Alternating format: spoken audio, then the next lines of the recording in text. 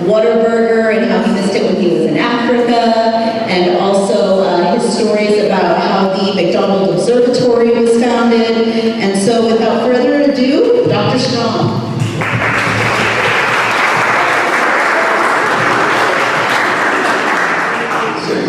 I don't know if I really need this.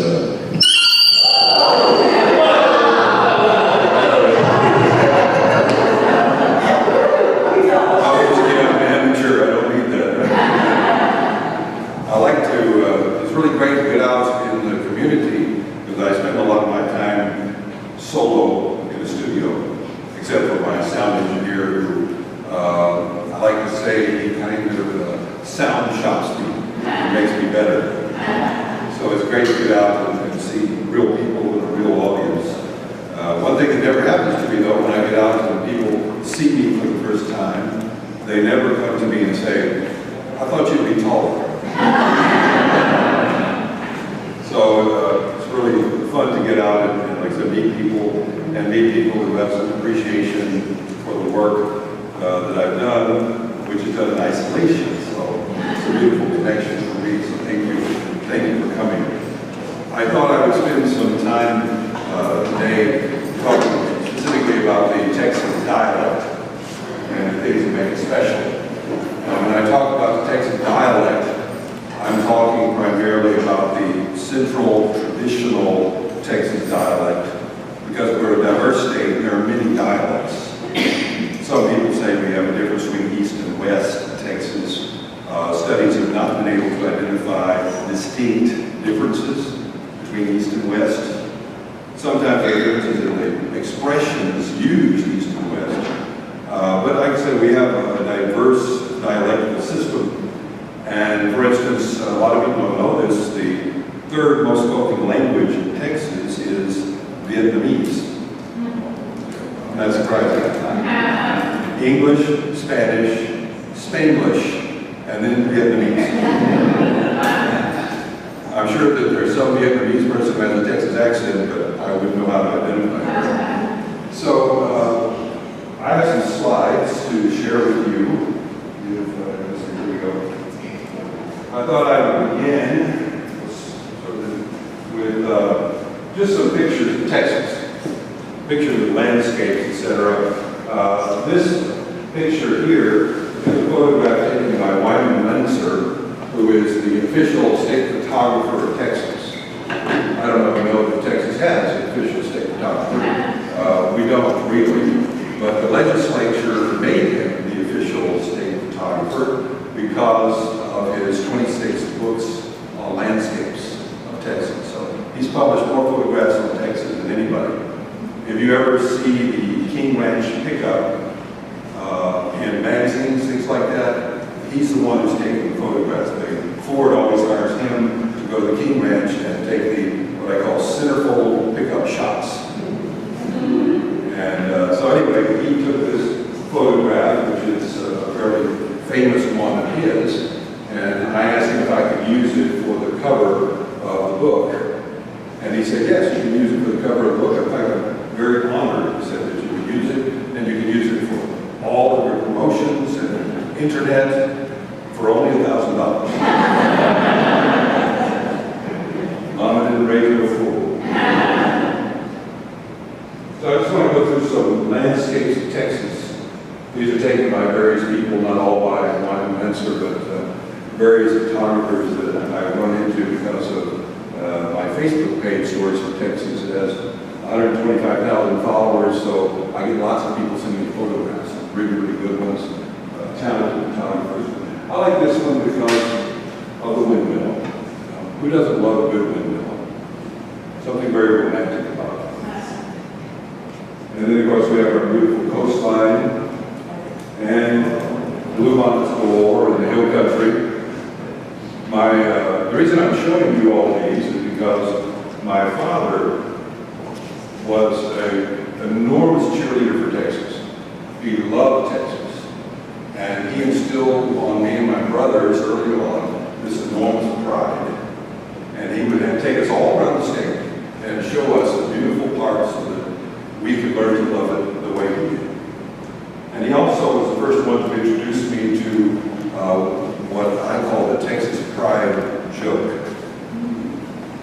jokes that will teach you to be proud of your heritage and where you come from and the land that you were a part of. And I'll tell you one, it's actually in the book if you haven't read it. No spoilers. I was about 10 years old when he told me this. It doesn't roll out of your chair funny, but to a 10-year-old it's great. And he said, you know, there was once this guy from Kentucky talking to a Texan, and the Kentuckian was bragging about all the gold they had up here in Fort Knox. He said, you know, we have enough gold in Fort Knox that we can build a wall of solid gold 6 foot high all the way around the state of Texas. And the Texan said, I didn't know that. That's impressive. He said, I'll tell you what, you go ahead and build your wall, and if we like it, we'll buy it.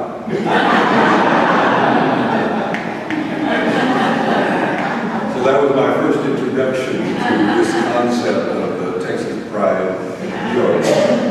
My father took us around the state, showed us all these beautiful parks, and that's the Queen Isabel Bridge there nearby. And one of the things he was very proud of were the farm to market roads. You know, a lot of people in Texas don't know when they're driving on FM roads that it has nothing to do with radio. They don't know it's farm to market. My father used to say, he'd say, you know, our farm to market roads are better than many countries' expressways. And it's true. Especially out in West Texas, they're just pristine. And because nobody home, that's helpful. But the FM roads were built, farm to market, and this is why they were built, the express reason, to get the farmer out of the mud. That's why they built those roads. They also have ranch market roads. In addition to the farm to market, most of the ranch market are out there in West Texas. And it's interesting that they even tried to reclassify some of these farm to market roads. They wanted to call them urban central roads. Like Westheimer in Houston is also an FM road. And they were going to take FM off of it, but people raised hell. He said, no, I like it as an FM road. He said, but it's not rural. I don't care. I like it. So it remains an FM road, even though it runs by the Galleria guys.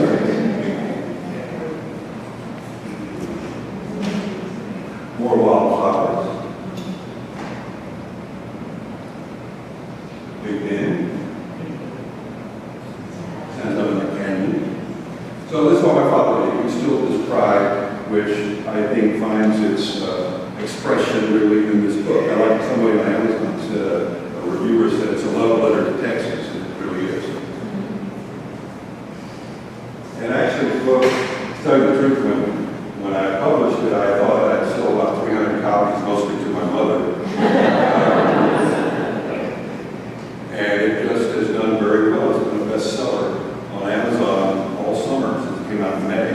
It's been a #1 bestseller in its Texas category. And I'd like to say that it's my brilliant writing, but it really is. Texans love Texas. So they've been very supportive. So anyway, let's talk more about Texas. I want to talk about our love of our flag. We put our flag on everything. Welcome to Texas, y'all. We put our flag on barns, all sorts of barns. Big ones, little sheds out back. You know, you don't go through Kansas and see the Kansas flag on barns. Oregon does this in mass. You can drive through city areas in Texas and you can't go past about 3 houses without seeing the Texas star on the side of the house. That's not like I said, Texas is a religion. People have all these artifacts of the religion that they display. We take it to the beach in big form and let it wave above the waves. And then we wear it to the beach. And we put it on the Kilgore Rangerettes and tattoos. You'll find it in all kinds of forms, even on an old truck that won't run anymore. It's not let it sit out there and rust. Let's put a Texas flag on it and be proud of it, all right? Now we're going to go to the dialect. I want to talk specifically about expressions, and I've written about it in the book, and you may have heard it before. I usually title this Mispronunciating in Texas. There's a lot of Texans say, we're not mispronunciating, they are. We're talking straight, and they're the ones with the accent. But traditionally, in linguistics, it is considered that the Midwestern accent is the unaccented accent in Texas. It used to be in broadcasting. They always sought out people with a Midwestern accent, rather neutral. It was very, very different from Boston or California or New York or the South. And so to say that someone is variant would usually mean they vary from the Midwestern accent. So that's really what I'm talking about here, how we vary from the Midwestern accent. And here's my first one, barbed wire.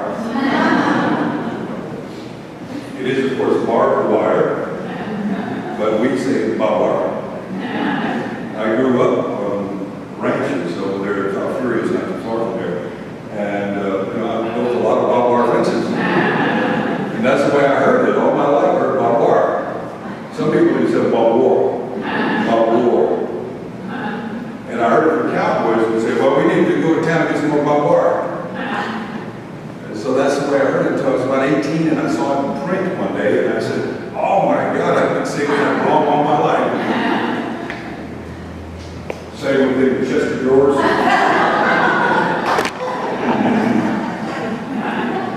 said chest of drawers a lot too. Because my mother used to say, go put things in your chest of drawers. And again, it was about 18 when I saw it in print for the first time, and I said, oh, okay. I had that wrong. Up to that point, I didn't know who Bob was. I thought Bob was famous for wire. Bob made wire, Chester made drawers.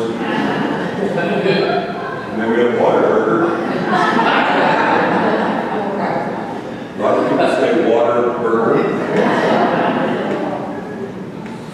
And if you take it literally, it's not very appetizing. I like that Google, though. Google doesn't correct you. You put Waterburger, it doesn't auto-correct that for you. It lets it go. It's a Texas thing, we'll let it happen. Probably. We don't get carried away with all the B's and probably. We say probably. You go into the dance, all right, probably so on. Sometimes if you give it all the B's, you say probably. I reckon probably I'll be there. And here's one that a lot of people do that's just flat out wrong, because they tend to spell it wrong, and in addition to saying it wrong, height. People say height. What's this height? And they're just trying to be consistent with width and breadth, so there is some, linguistic logic to it, but there is no word height. And if you listen, I promise you, listen carefully, you'll hear people say height, they put an H on the end instead of this height. I mean, I did this myself until I was really tall. Window is window, and pillow is pillow. Get rid of that W on the end, don't need that. Window and pillow. Put this pillow over there by the window. Worship. You gotta worship the truck. Worship. A lot of people, it's more like, worship the truck. And actually, this is probably a linguistic import. I bet you Davy Crockett brought it in from Appalachia, because that's where, even to this day, you hear a lot of people in Tennessee and Kentucky say worship. George Washington, D.C. So in Central Texas, where all those immigrants came in 200 years ago, it's stayed. It's remained in our lexicon of pronunciations. A lot of people still say it. A lot of people don't say that. I always like to be careful because we can't. There's 25 million people in Texas. We can't say they don't talk, so they don't. But it's an interesting traditional part of our dialect. Public library. You go to the library. People say library. You go to the library. Texas has lots of all. Oil is all. We don't like this guy around here because he's a pre-bird. He's not a pre-bird, he's a pervert. A pre-bird would be someone learning to be a pervert. Be a pervert in training. Nuclear. Can't let the Russians get more nuclear arms than we got. As opposed to nuclear. This is some bitch.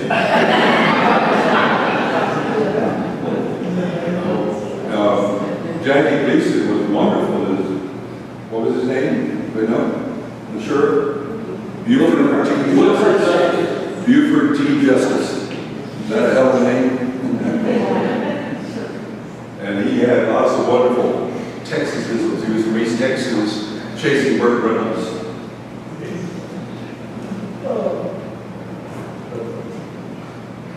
My boyfriend is taking me for granted. That's granted. Of course, the expression is taken for granted, but granted is probably worse. Bloom in the fall. My brother Redneck David, he said that. He says, when you come back to the store, bring some bloom in the fall. He also says far for fire. They had a far over there. Far. A lot of times people, I grew up with it, so, I grew up talking like that myself, and I escaped it, I guess, a bit. But it's interesting to see him talk in front of others, because a lot of people are looking at me for translation. What the hell did he say? I don't know. Doesn't and wouldn't. Or doesn't and wasn't, and doesn't and wouldn't. There's another one, a good example, my brother Redneck Dave the other day. I call him Redneck Dave because everybody calls him that. He likes it. It's a badge of honor to him.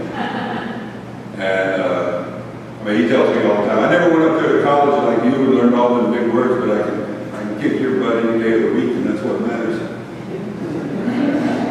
Very earthy guy. But anyway, I was telling recently that someone wanted to apologize for not inviting him to the barbecue or something. He said, oh, it doesn't matter because I wasn't going to go anyway. It's a doggy dog world out there. In place of dog eat dog, it's a doggy dog world. I like a doggy dog world. It sounds like a nice place. All right, we're going to move on to plurals and possessives. These you're familiar with, I'm sure. You have, particularly y'all. One of us is you. 2 to 4 Texans is y'all. And 5 plus is all y'all. That's the ultimate plural. All y'all. I want to thank all y'all for coming today. And then if you want to make it possessive, you say y'all's. Y'all need to keep y'all's dog in y'all's yard. Y'all's. Keep y'all's dogs in y'all's yard. And then we have all y'all's. I actually heard this the other day. A lady said, I was at a barbecue, and the lady said, y'all are going to have to move all y'all's trucks so Carlos can get out. Y'all are going to have to move all y'all's trucks. And this is the king of contractions, y'all would. You all would have. Y'all would have loved it if y'all would come. Now you have to stand back and appreciate the magnificence of that word, really. It's 4 words reduced to 1. And that is what I call the soul of linguistic efficiency. It's beautiful. And here's how we use it. Y'all would love it if y'all would come. Woulda, coulda, shoulda. Fix into, of course, is a national verb of Texas. It's used in other places, no doubt. It's a southernism, but probably more in Texas because more of us. I also like to say that if you're using y'all and fix into in the same sentence, you're most likely Texan. So there's a nice section in the book on that verb, just fix into by itself. I like to point out that the cool thing about fix into is it deals with intentionality. That's what it's about. My intention. Not what I'm going to do, but what I intend to do. Now, hold on, I'm fixing to do that. I'm fixing to get around to that by about noon today. I'm fixing to mow the yard, honey, don't worry about it. So it's about intentionality or about intending to decide. I love the expression, hold your horses, I'm fixing to decide. So it's not about getting things done, it's about preparing to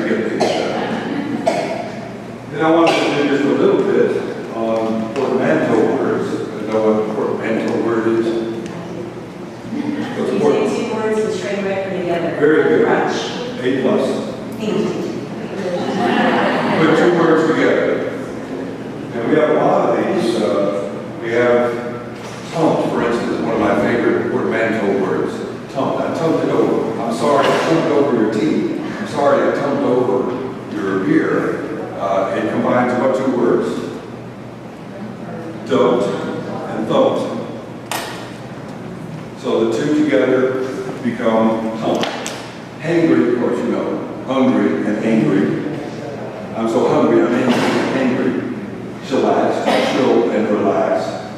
Texarkana, of course, is a portmanteau word. Arkansas and Texas gave us Texarkana.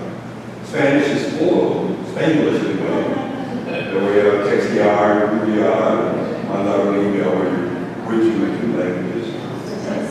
And then Texanism is like, Texpatriot is the word I use. A person who lives out of Texas against their will. That's a Texpatriot. A lot of people have sent my book to people abroad. And I like what one person wrote, said, since you can't come to Texas, I'm sending Texas to you. Very nicely said. But you know, there are people who live outside of Texas and they long to come home. They would love to come home, but their work or obligations keep them out there. I call them Texpatriots. Texcentric. And be focused on Texas. And Texas. And then let's go a little bit to Spanish for big ones.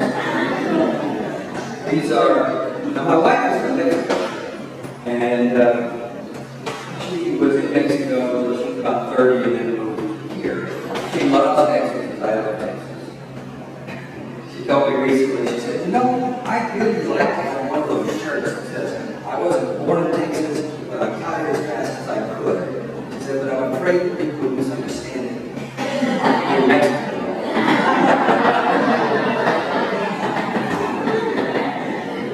But she's legal. Anyways, I heard a lot of Spanish from her.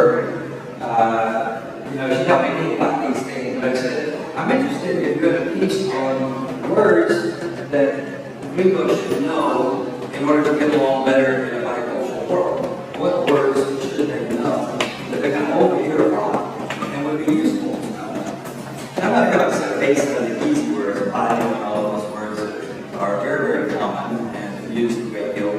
Just ones that to the Anglo person would be a little bit unusual perhaps. And so that's what we did in my, she helped me make this list and find it. So here's what I love about this. This is not so much a word as it is an expression. And Alice means name, watch out, careful. We have a 4-year-old daughter, and my wife is, you know, the exceptionally careful, always worried mom. You know, she's a prophet. She sees impending doom in everything, and that's her expression. I was, you know, the child is in any chance of having any kind of danger, she jumps at it and says, "I was."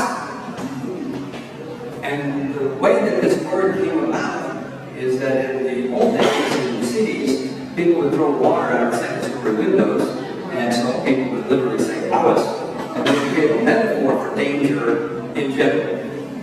And so, but what amuses me is that she says it at the same level of fear and anxiety and worry. It's like the child is about to step on a 1,000-foot cliff, even if they're just going to get gently bumped by the refrigerator door. It's still hours. And then she also says that in the swimming pool, which is really confusing.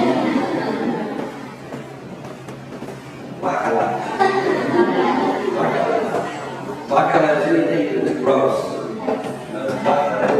That's disgusting. So waka is a good word to know. Chaos is way.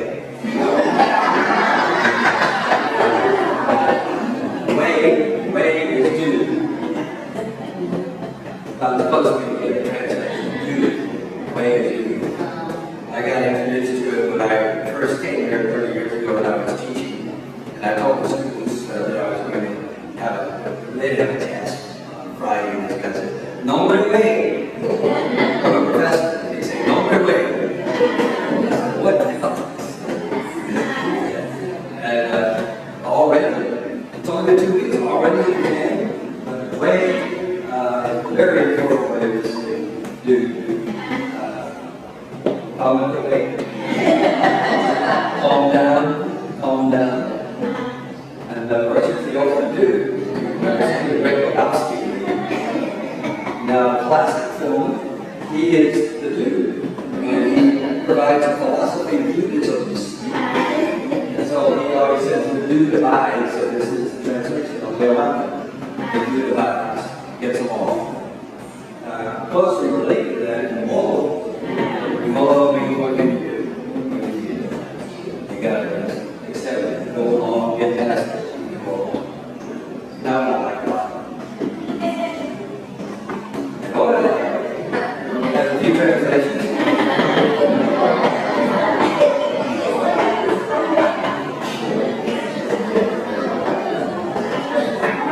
I found that when my wife asked me anything in Spanish, I don't know how to respond and say whatever. But work most of the time. So here you have, I agree with you, what are they, come on, bring it on, yes, bring it up, that's amazing, I'm glad you guys talked about. In the book I said that there's really 848 different meanings, what are they, depending on what you're wearing, time of day, attitude, see what means being without shame, having no shame. You see someone stuffing food into their purse at the church barbecue, see what means no shame, no pain. That's really an attraction for no moment, no man moment. And then this one, this is interesting because Osaka is a word that we hear about a great deal, and it's for what they call elsewhere an Oxbow Lake. A guy named beautiful Osaka.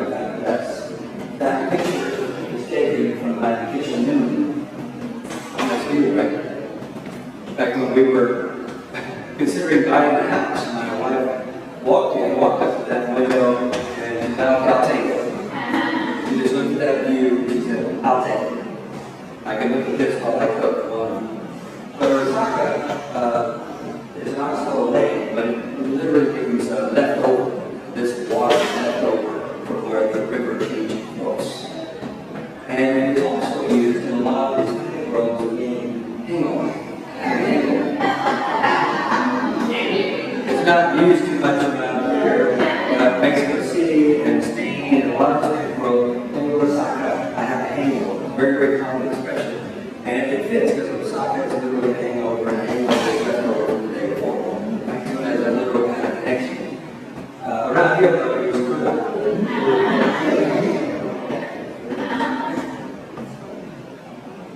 So here's the book. This is, you already have. Like I said, it came out in May, and it's done really well.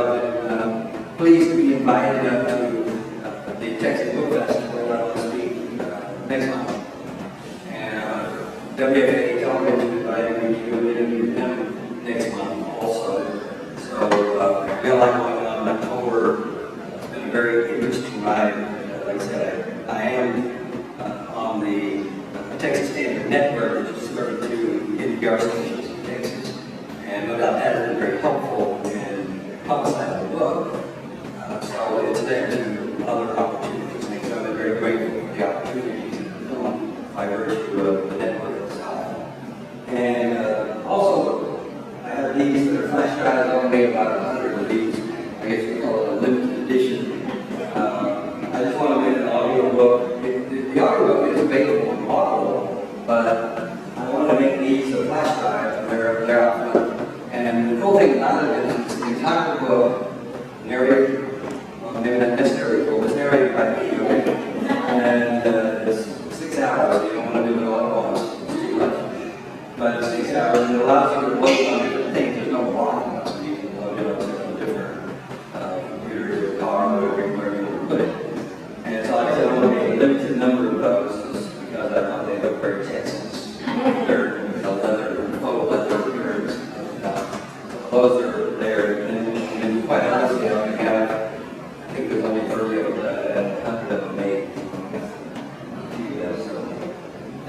for coming. Thank you for your invitation.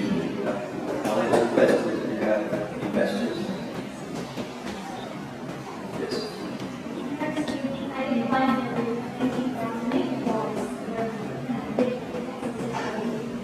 Sorry, which one? Yes. I'm doing this sequel. More tours of Texas too. And so I have several things like that I want to get into the next one. Like my brother David, he told me recently, he said, you know, you haven't done a very good job with that series that you got on the radio as an episode. He said, well, you haven't done the album. He said, that is the story of Texas. And I said, well, you know, it's been done. He said, well, it doesn't matter because he said, if I was going to get a Bible, I'd be looking for Genesis, you know. I said, like, you read the Bible. Yes, I did. Just so you know eloquently about the age group and all that. But you also enjoy Whataburger and you enjoy Tex-Mex. So have you heard what the Mexicans call Whataburger? No. Okay, well, so you I do learn everything all the time. I always put my cards out because people send me stories. There's a lot of undiscovered history, especially now with the, you know, people going through old family albums and things, and they pull out memories that their grandfather packed away. And a lot of times, you know, a lot of our grandmothers are very modest people, and they stored away things that were magnificent, but they didn't think it was important. They didn't think it was something to brag about. I get things from people. Like a guy sent me something about 3 weeks ago. There were the papers of his grandfather, who was a rancher in Central Texas, back in the late 1800s. He drove cattle to market, and you know, it's an incredible collection. And so I'm going to do a story on that because you know, he's a magnificent man with wonderful memories of the trail of planted cattle, like reading Lonesome Dove in its original form, you might say. So yes, there's a lot of good stuff from that way. But I didn't do the album with my brother David. He kind of pushed me into it. I said, well, I don't know what I want to do that's new, but so I just decided I would look at who died there. Who died there. And look at the demographics. The demographics will tell you a lot. And that's why I did that story on the album and ran through last week. And actually, it got shared about 2,000 times on Facebook because right after I ran that and described the heroism at the Alamo, that issue came up, some of you may have heard of, the Texas School Board Association, basically the Textbook Association. I don't know quite who they are, they're a committee that decided what goes in the textbooks, and they wanted to take the word heroic out of the description of the defenders of the Alamo because it was a value-laden term. And I said, well, duh. Of course it's a value-laden term, and appropriately laden on them. But anyway, because of the timing, you got a lot of play. So yes, I'm always looking for new things to add to. I've done a total now about 110 of the stories, 75 in the book. And so, you know, remember that I was saying that there's an old TV show, Dragon, that said there's a million stories in the city. I think about that. It takes 25 million stories here. I have a long way to get it done. Thank you for coming.